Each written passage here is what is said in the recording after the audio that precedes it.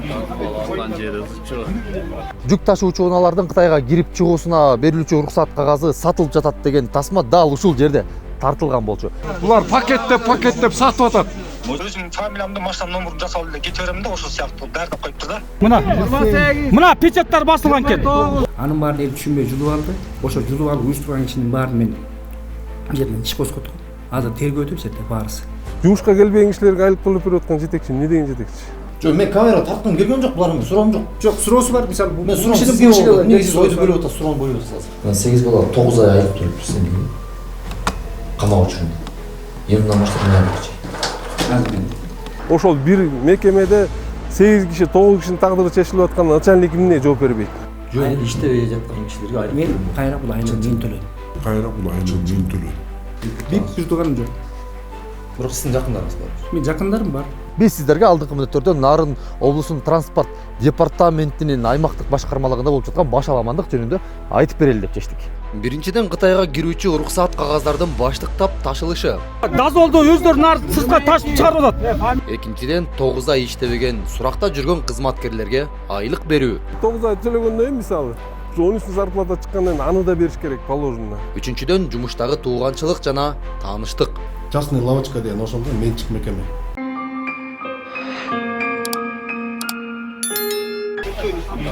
Алган жери ызычы. Жакында эле социалдык тармактардан Нарын облусундагы транспорт департаментинин кызматкерлери Кытайга кирүү үчүн уруксат кагаздарды сатып жатат деген тасма тараган. Тасмада белгисиз адамдар уруксат кагаздарды аталган мекеменин кызматкерлери баштыкка салып, имараттан чыгып бара жаткан жеринен кармап алышкан жана аны санап жаткандыгын көрүүгө болот. Бербе.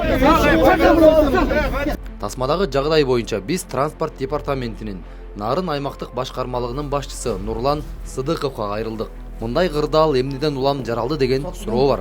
Сыдыковдун айтымында бир жума уруксат кагазы жок болуп калгандыгына байланыштуу 600 айдоочу кезек күтүп туруп калган экен. Андыктан Дазболду Нарынын кире беришиндеги транспорт департаментинин имаратынан жана Нарын шаарынын ичиндеги мекемесинен берүү чечими чыккан дейт. Сизге бир суроолорубуз бар эле. Топтошкон 600 киши топтолуп кетти ажерге. Параллельно мына Жетишпей калды. Жетишпей калды. Көлдөн дагы 3 жерден беле баштады. Чүйдөн да 3 жерден беле баштады. Оштон 3 жерден беле баштады. Бизде дагы топтошкон элди түнү менен иштеп, мисалы саат 8-де жабышыбыз керек болчу. Саат 8-де жаппагалы 12-ге чейин иштегиле. Параллельно бияктан да берилди. Вот бияктан да берилип баштадык. А жердеги эл жок, бизди бул алып кетип атат, сатып атат. Биз программадан муну чыгыштамайын сатып бере албайбыз кишиге. Биз программадан киргизип туруп, программа өткөзүп бербесек, чек араны өтө албайт. Анын баарын эл түшүнбөй жулуп алды.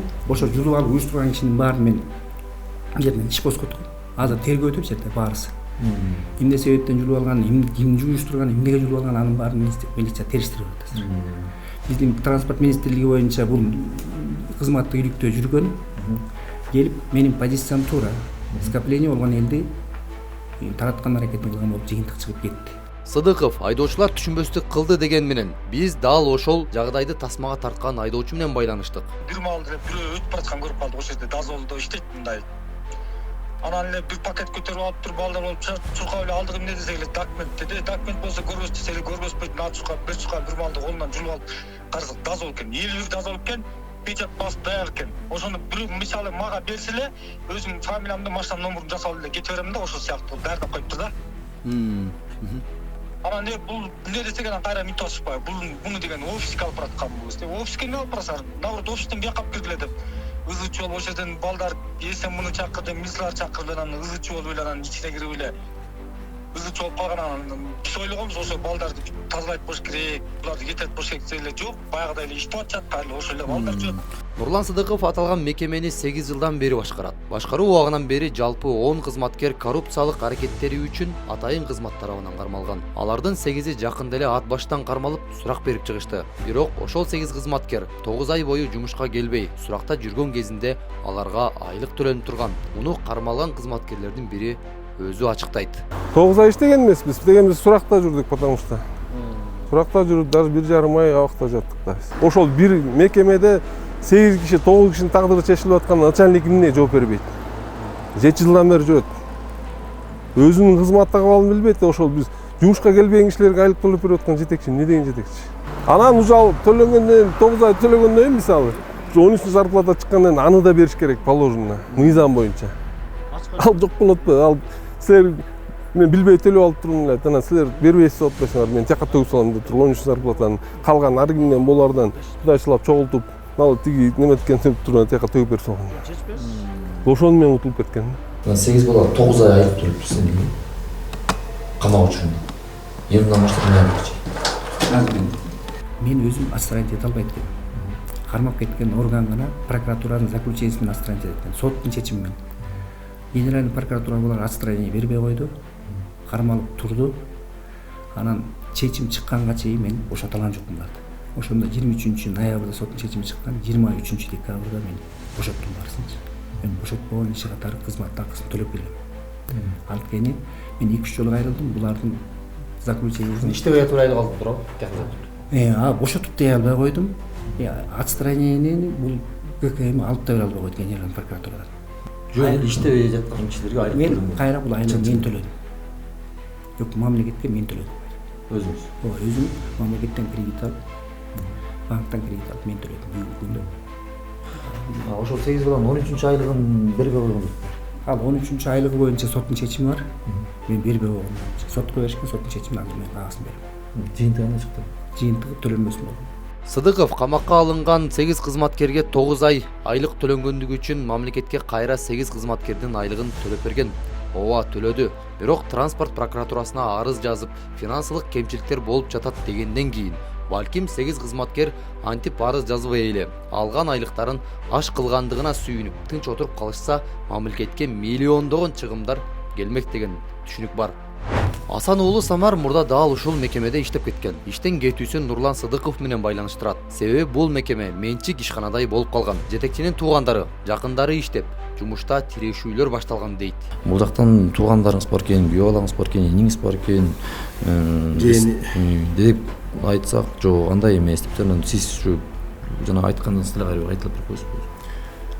Мен Асанов Самар ошо биякта 10 жылдай Бишкекте иштедим, андан кийин 10 жыл келип биякта иштедим. Бизге чейин ошо мен жаңы келгенде Арзугул байке деген болчу Сыдыков. Арзугул байке, Арзугул начальник болчу. Андан кийин бул Нурлан байке болду, Сыдыков. Ошо андан кийин эле эми баягы айтчу нерселерди айтып, бул болбойт, бул болот деген нерселерди айтсак эле куугунтуктап эле ар кайсын эметип элечи. Ошондой проблемалар көп болду буга чейинчи. Анан ортодон көп балдар кетти, аягында бизди кетирди. Ошо бүт частный лавочка деген ошо өзүнүн күйөө баласы, жээни, досунун байкеси ушундайларды алып айылдаш кичине сторож кылып иште баарын ошентип дозволго иштетип эле инспектор кылып эле анан ошондой кылып атат да бул киши. Уже морально да психологически эметпей анан өз арасы менен жасап эле анан кеттим ошентчи. Ошо Бул жакта күйөө балам дагы жеңил дагы иштебейт. иштейт. Булам экен. Мен бир туган болом. Бир туган эжесинин кызын алган да ошондо. Баары күйөө баласы. Жеңиз. Жейин болсо кандай болуп калат? Ибрайым. Жээнимди сен жакшы билесиң, мага эмне сурап жатасың? Эми ошону сурап атат да мына журналист сурап атат. Жээним ал эжемдин баласы. Сиздин эжеңиз. Эжемдин баласы. Бул 1 2 2. Ошол постто иштеп алганда мунун баары. Ошо жейин, күйөө бала, ошол шопур, Нурлан байкенин өзүнүн шопур, ошонун баары бүт ошол жакка иштеп алган. Негизи функционалдык милдет боюнча бул жакта Конечно, баары биякта болуш керек. Баарын эле ошол жакта жүрүшөт. Дело производитель жа бакай деп жейин биякта отуруш керек. Секретаршанын ортуда. негизи Образованиясы жок, пока тияка инспектор кылып ошолор эле жүрөт бүт элечи. Анан биз мондай кичине бирдемени айтсак эле уже жаман көрүп эле, куугунтуктап эле, аягы жоготуп эле анан частный лавочка деген ошолда менчик мекеме. Юридикалык бай берип кетишкен. Мисалы транспорт прокуратурасы баарын чакырып жазган арызында, ошо жанында жазган балдардын баарын бир жерге чакырып 3 күн кызматкерликте жүрүп кетти. Улуттук коопсуздук комитетинен бул киши тиги Камчы Кыдыршаевичке жазгандан кийин бир жерден комиссия келип кетти. Жетекчи Нурлан Сыдыков жумуштагы тууганчылык боюнча сөз башталганда эле жалпы коллективди чакырып баштады. Максаты эмне экендигине түшүнүп алган жокпуз. Балким суроолорго жооп таппай баштаганда коллектив менен коргонуу аракетин көрдүбү дейсиң. Кереги бар. Чакырып атат да, кереги жок. Жок, кереги бар. Кереги бар. Кереги бар болгондо булар мисалы может камера тарткылгысы келбейт, тактанды. Эмнеге кыйнап атат? Тартылгысы келет. Мисалы Эмнеге бубышка, кыйнап атасыз? бубышкага бере турган Сиздин сөздөр кандай бар. акылыңыз бар кыйнаганга келгиле. Жок, мен ал- отургула депчи. Сиздин мен мисалы эч ким Жок, ал сен келбе, кетпе, чыгып кет дей турганда сенин кандай акың бар мисалы? Жок, мен камера тарткым келген жок, булар менен суроом жок. Жок, суроосу бар. Мисалы Мен суроом сизге болду. Эмнеге сиз ойду бөлүп атасыз, суроону бөлүп атасыз? Сиз менен сүйлөшүп атканда эмнеге мындай коллективди чакырып жатасыз? Коллективге эч кандай эчкимге суроо жок буларга биздин.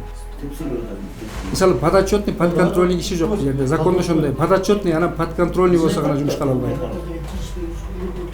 Өзүнүн туугандары, күйөө баласы, жээни ушундайлар болгондо эле уже силерди кошуп эле баягы өзүнүн проблемасын силерге буруп кетип алат да. Чтоб тема ошол жака кетип калсындарчы. Мен мындай биринчи маселе өткөндө дазбол сатуу боюнча видео чыгып кетпедиби? Дазбол сатып жатат, мындай болуп атат деп интернетке чыгып кетпедиби? Биринчи суроо ошол болду. Экинчи суроо 8 кызматкериңиздер УКМК тарабынан кармалып камакта жатты, бирок 9 ай айлык берилди. Анын үстүндө 13 айлыгы кошо жок деп алар арыздан интервью берип атат бизге. Экинчиси, үчүнчүсү бул жакта тууганчылык боюнча жээн, тайке, ини мындай айтканда мындай тууганчылык жөнүндө. Кадровый саясат жөнүндө сөз болот. Ошол. А коллективди бул жетекчиликтер чакырды. Анан балким сиздердин араңыздарда видео түшкүзүп келбегендер бар. Сиздер эмне талабыңыз? Ал суроолорго мен жооп бердим. Жооп бердим. Ар бир суроого детально жооп бердим. Кыскасы тууганчылык жок бул жерде. Тууганчылык жок. Менин бир тууганым жок жерде. Бир тууганым жок. Бирок сиздин жакындарыңыз бар. Менин жакындарым бар.